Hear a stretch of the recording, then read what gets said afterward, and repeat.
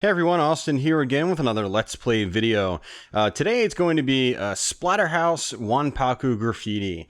Again, it's October 2016 as of recording this, and all this month I am doing horror-themed Let's Plays. And it's actually pretty fitting to do Wanpaku Graffiti. It's a Japanese exclusive for the Famicom, and it sort of wraps up my Splatterhouse series of Let's Plays. I've done the TurboGrafx game, I've done the F & Towns game, I've done the Sega Genesis Splatterhouse 2, and of course Part 3 in the past. And as far as the old school Splatterhouses go, it pretty much just leaves us with Wanpaku Graffiti. Now, I actually did not play this game back in the day. I didn't play it until just recently for the first time. I did actually run through it a couple of times last night just to get familiar with it, and it's not a horribly difficult game. It can be challenging. When you first play it, you're probably going to run out of all your continues the first time you play it. But once you get used to things, you should be able to tear through this game pretty regularly. So let's go ahead and just jump right into it. It's a fun little game. Yeah, pretty cool little game. I can kind of see why it's sort of gotten a bit of a cult following over the years. I never even really knew about it back in the day. But in more recent years especially, a lot more people have discovered it, have found out about it. There's been a lot of videos made on this game, and it is pretty fun. I like it. So we're actually in the game now. This is the obligatory intro. It already played out before, but I'm gonna go ahead and just let it play out again, and then this is gonna toss us straight into the game.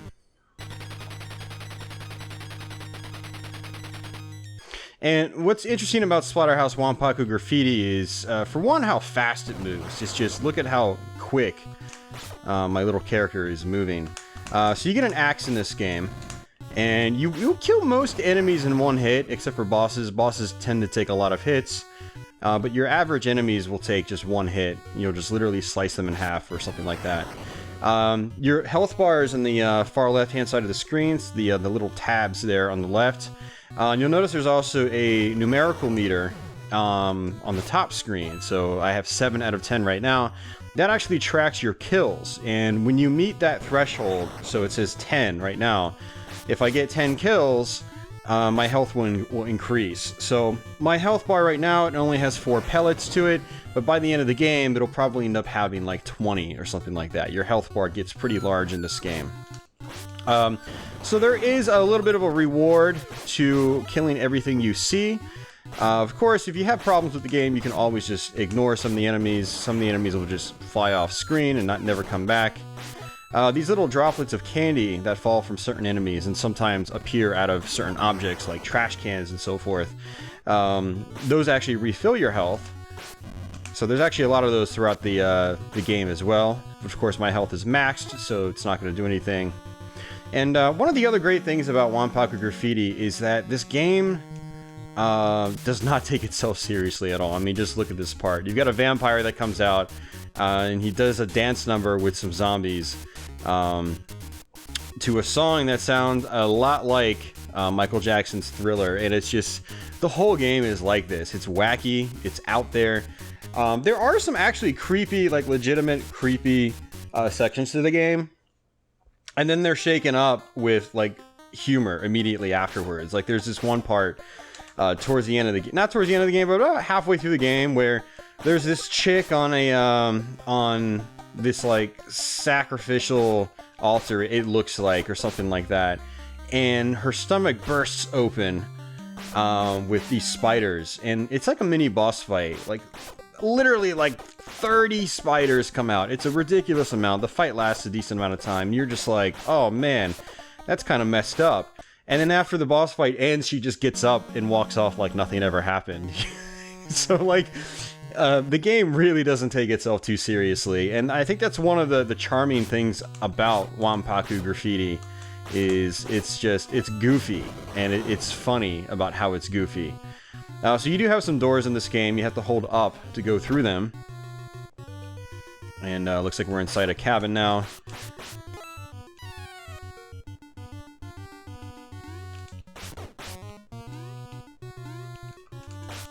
Now, one of the things about this game that takes a little while to get used to is just how fast it runs and how fast the attacking plays out. These little objects on the right, these It's a little hard to see. It's kind of blending into the background. That's actually health as well, so I'm going to go ahead and just save that. So enemies move fast in this game. You move fast in this game. So it takes a little while to get used to. It's not like... Oh, geez. It's not like a Mega Man. It's not like a Castlevania. It's not like a Ninja Gaiden where... things are a little bit slowed down. You are really fast in this game. I mean, you can go from one side of the screen to the other in like not even 2 seconds. You're really, really quick in this game. So this chick, I believe her head pops off. You have to hit the head.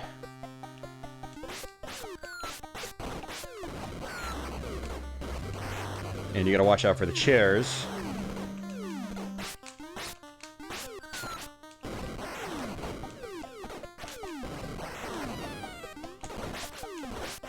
As you can see, everything is really fast in this game. These chairs, they fly up to the ceiling and fall to the floor in less than a second. The patterns in this game are just very chaotic.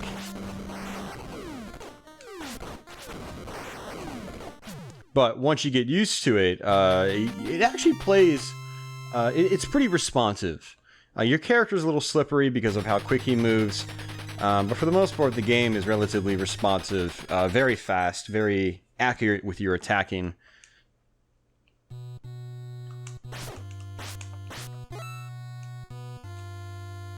And pretty much what you see here, the whole game is like this. It's, you know, you go through a wide variety of different scenes, but this is basically how the entire game plays out. I mean, there's a couple of sections later on in the game where, well, actually even right here, where you've got sort of like scrolling...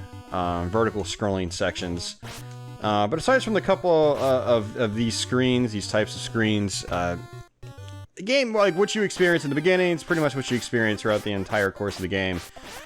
Just with increasingly escalating, well, I should say an increasingly escalating goofiness factor.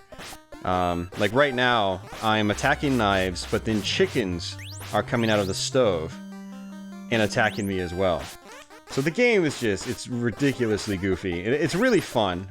It's, I'd say it's almost more fun to watch the game than it is to actually play the game. I mean, the game itself is actually really basic. You've got this attack and you got jump, and that's the entire game. Not necessarily true. You do get a shotgun a couple of times throughout the course of the game. We will get one soon.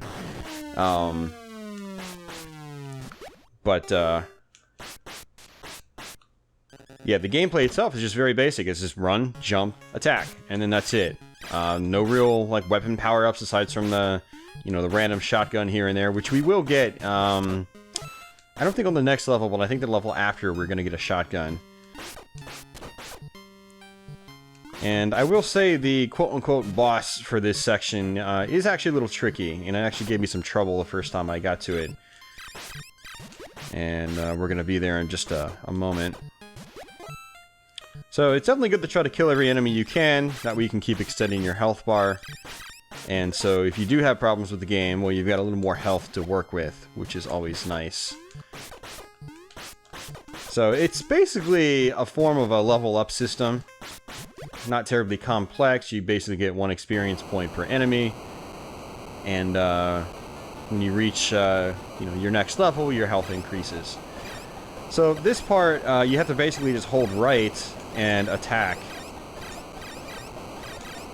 And if you don't time this right, you get pushed all the way back just like this.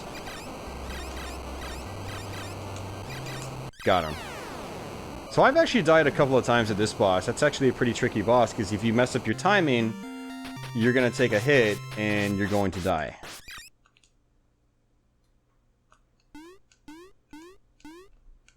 Alright, just jumping up. So now we're back outside, and apparently we're in Devil Town. Passwords are really short in this game, so if you're, you know, the kind of person that wants to write down the passwords, you can.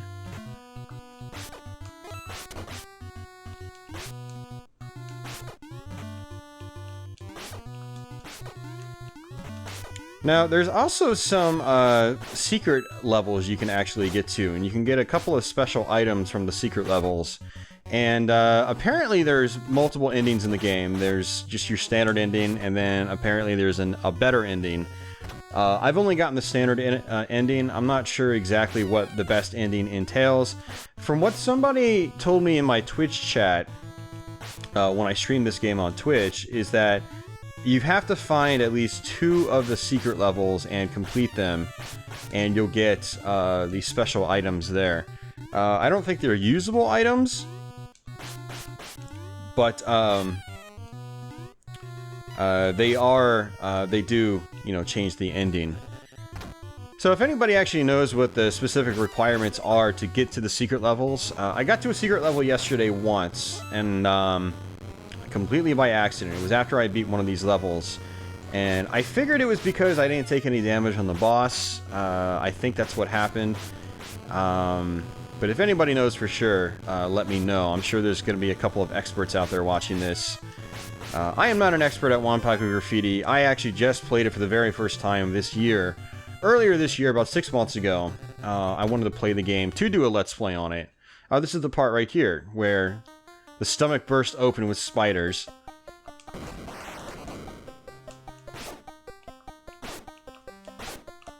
And then she gets up and walks off afterwards like it's nothing. It's hilarious.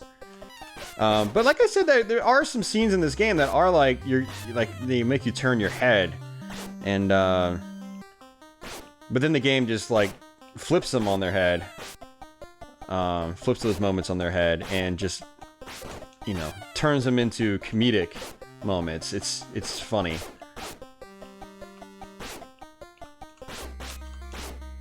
I have to be careful, because I only have 2 health left. 2 bars of health left.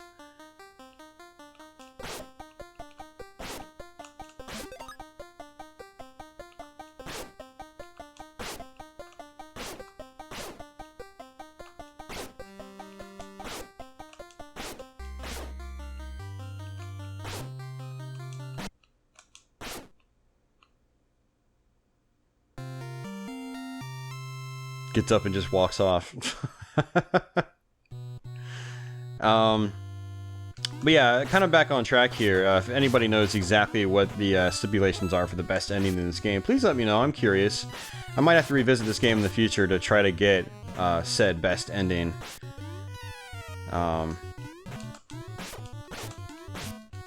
standard ending is still pretty funny though. It's, you know, it's... don't feel ashamed if you play through the game and don't get the quote-unquote best ending or secret ending, because the standard ending is still good too. So again, the game is just funny from start to finish. It doesn't take itself seriously, and you'll see exactly what I mean once we get to the actual ending.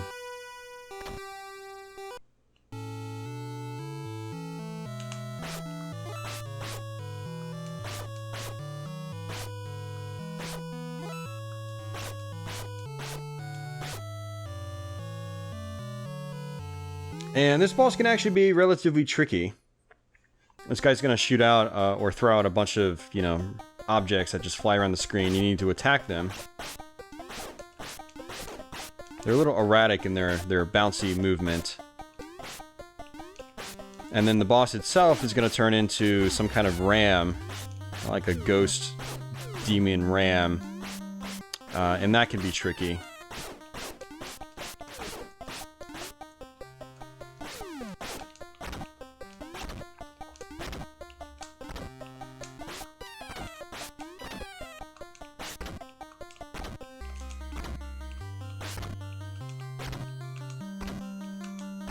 So if you're a fan of the original Splatterhouse gameplay, this is somewhat similar in execution. I mean, the speed is just cranked up compared to the other Splatterhouse games. But you still have that basic patternistic gameplay when it comes to bosses and so forth. The enemies, maybe not so much. I mean, the enemies are just... you take the enemies out so quickly, and they do have a tendency of shooting more projectiles in this game. There were much less projectiles in the original Splatterhouse game. But when it comes to bosses, it's still very much learn the patterns, and, you know, learning the patterns. So, as you saw, you can actually jump on the trash cans. Sometimes they have candy, which, again, refills your health one by one. So this game also has a lot of boss fights. So this boss is a fly, and this is actually, you know, this game does pay homage to classic horror movies, and this is, you know, homage to the fly. So for this boss, you gotta wait for him to fly down, and then you can hit him as he comes down. Just like that.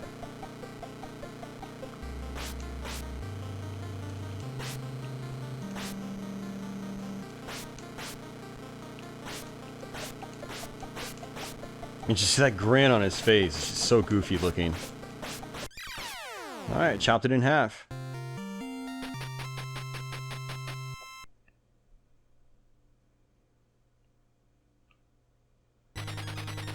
Okay, so I actually got to the secret level after that boss last time. And you just sort of get warped straight into it. I don't think there's any, you know, story sequences to it. But when you come out of the secret level, you go right back to, say, stage 4 or something like that. So again, I have no idea how I actually got to the secret level.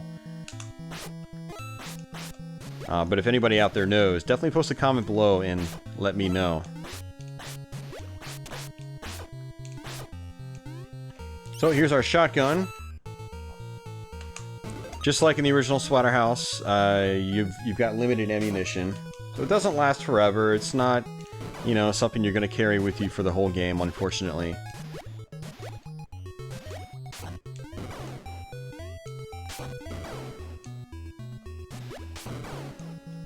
What's cool about it is it actually has a bit of a spread. So you can actually take out multiple enemies with one shot, which you could not do in the original Splatterhouse. Or any of the Splatterhouses, actually. Classic Splatterhouses, I mean. Actually, even the shotgun in the 2010 remake wasn't that great. I think you could only kill one enemy at a time with it, so...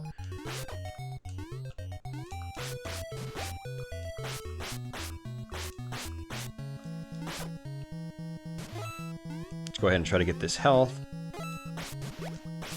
So whereas the candy bars, they give you, you know, 1 HP back, the big circular things will give you multiple blocks of health back.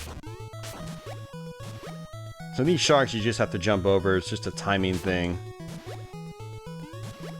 These ones you want to jump over at the same time. 2 for 1.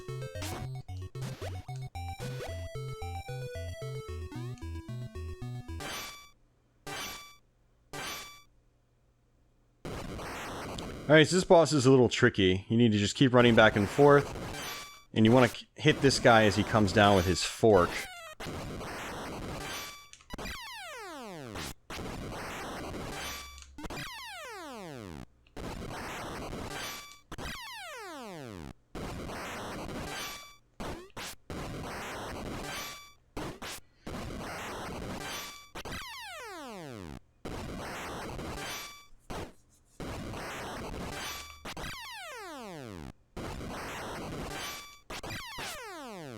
And that's it.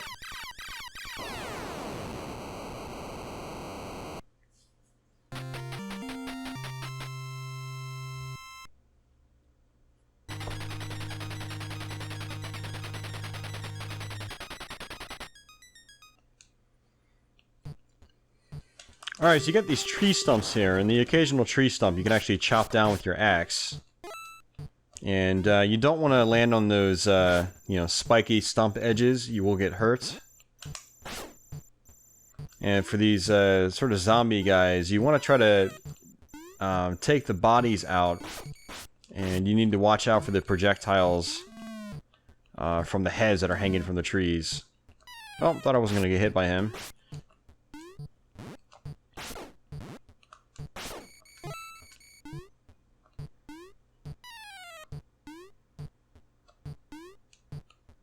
Alright, so we're going to go in, we're going to do some stuff, then we're going to come back out.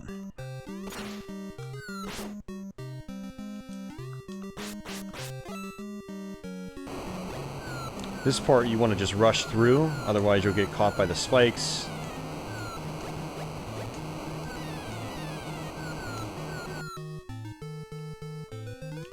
And these guys are kind of a pain. You attack them, and then they unleash these color-changing projectiles. And I don't know if you can actually hurt them. Okay, it looks like you can. Yeah, very annoying enemies. Some of the most annoying enemies in the game, now that I think about it. Whoa!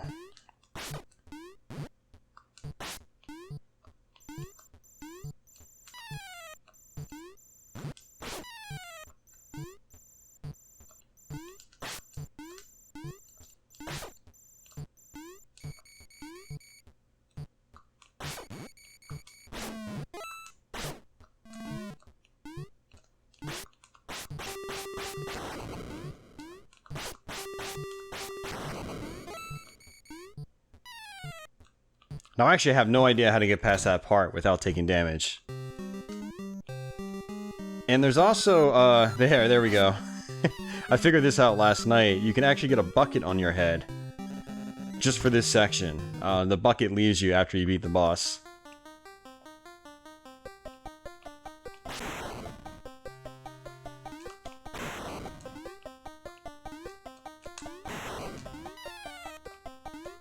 And I don't know if the bucket actually does anything. I don't know if it's just, like, an aesthetic. It feels like enemies do less damage to you, though. It feels like it takes 2 hits for a block of health to get taken away. So you only get 1 life in this game, and so... oh, apparently you only get 4 continues in this game. I thought you got 5 continues. Okay. Yeah, so if anybody knows exactly what the bucket does, it feels like to me it's acting as armor. So, you know, it takes more hits for the enemies to do damage to you. That's what it felt like anyway.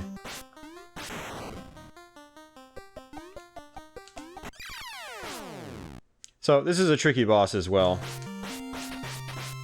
Every time you hit the werewolf, he shoots out 2 projectiles that ricochet around the screen.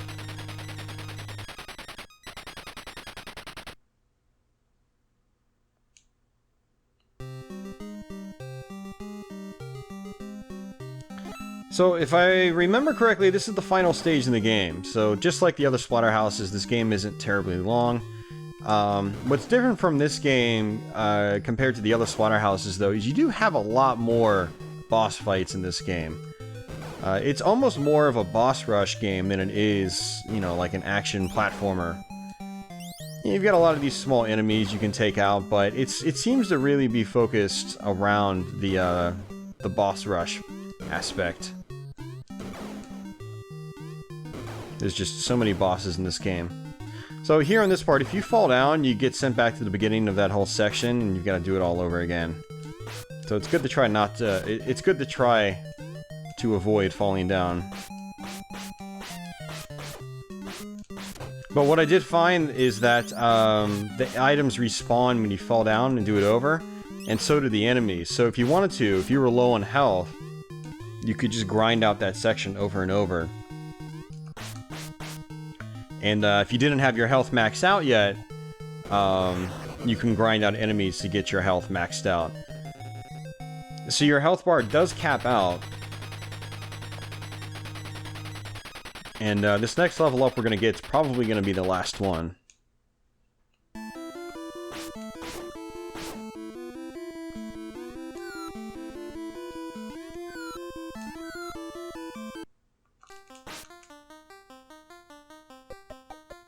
Now in this part, if you run into this guy, he catches you, and you get eaten up by this mouth. And you get sent down below.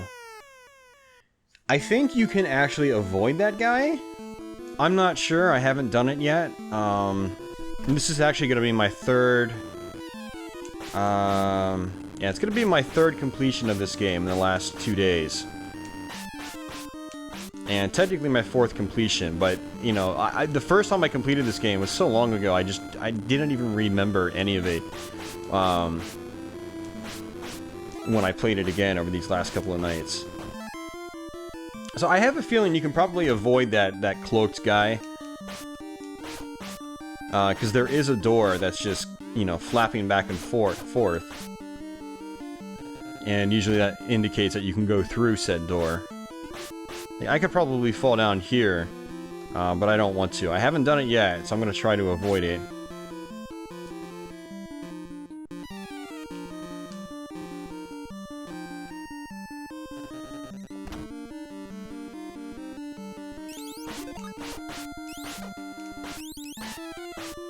So this is actually kind of funny right here. You're supposed to go through this door, but you can also actually go into the bathroom here. And you have to fight a plunger.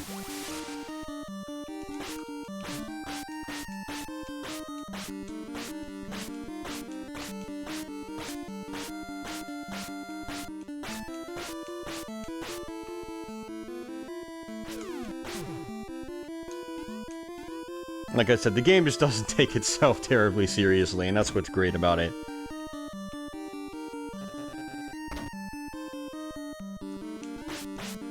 Alright, so we're getting close to the end. There's going to be a big soda machine right before the final boss, so it'll allow us to refill some of our health. Not all of our health, but some of it. So you'll notice the numerical value at the top of the screen is completely gone now. That means that we're pretty much maxed out. Oh, you gotta watch out for these guys. They'll grab onto you and then throw you down the pit. Or at least line you up with the pit. So yeah, our health bar is completely maxed out. I'm just gonna try to rush this section.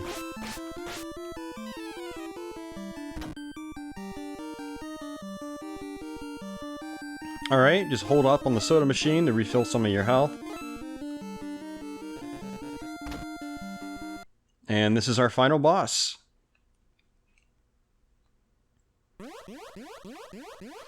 So you need to jump over his projectiles that fall on the floor, and then wait for him to dip down your way, and then attack him. And then he just ricochets off the screen, around the screen, sorry, in a 45-degree manner.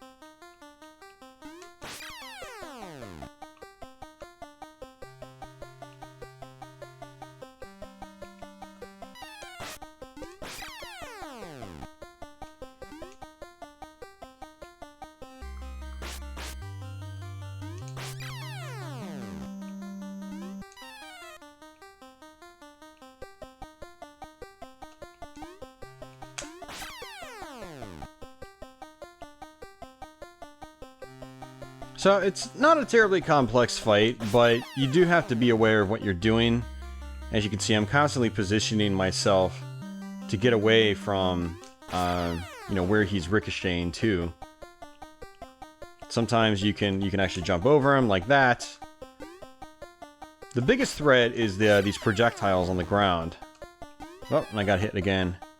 I'm not really worried about taking some damage because my health bar is so huge. But sometimes when you get to this boss, you might not have full health like I did. And so you might not be able to afford taking damage like I am right now. This guy takes a lot of hits though, so which is why it's good to just kind of be aware of what you're doing. I took another hit. That was just completely my fault. And that's it. So, we just beat Wanpaku Graffiti.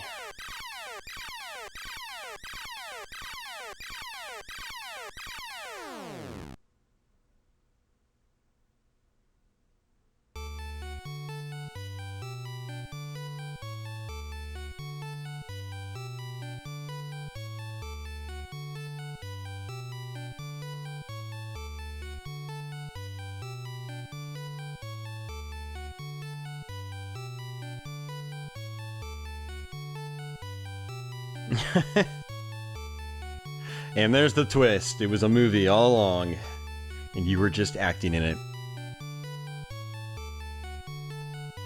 That was some damn fine acting.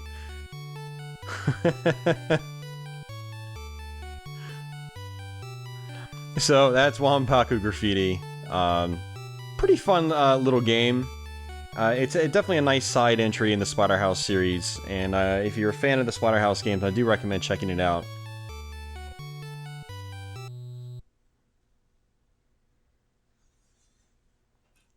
And the mask is actually alive.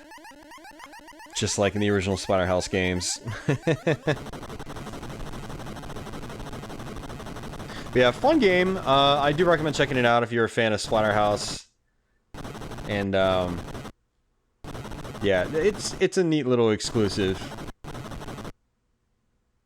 And then basically the credits roll here, and so that's it, guys. What's interesting about the credits section, you can hold start or really any button, and you'll pause the scrolling. So if you actually wanted to, you know, look at the names of, you know, the people that worked on the game, you can actually hold down a button and it won't scroll.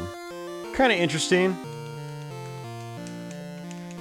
I don't know too many other games that let you do that, especially from back in this time period, you know, late 80s. So, but I hope you guys enjoyed this Let's Play. You know, Splatterhouse Wanpaku Graffiti. If you're new to my channel, please consider subscribing, and for everybody else already subbed, thank you as usual. Just a reminder, it's October 2016 as of recording this. We've got Halloween-themed videos and Let's Plays, mostly Let's Plays, all this month.